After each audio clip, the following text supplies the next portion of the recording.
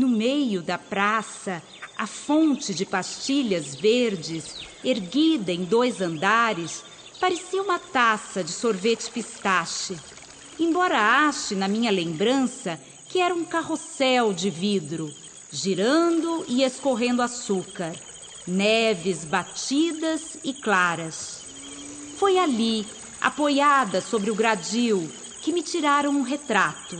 Daquela criança, guardei a forma como rio e o trato amoroso com o beiral da fonte. Ela secou, eu sei, diferente de árvore. Sem raízes, sem veias, secou no azulejo, no aço, no fungo, nos fios, nas lâmpadas. Secou, eu sei, diferente de gente, sem rugas, sem mágoas, secou como um charco, como um pântano que vira lodo.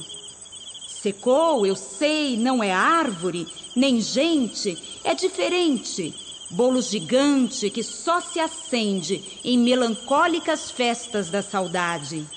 Secou, eu sei, mas mesmo seca, jorra em golfos na memória.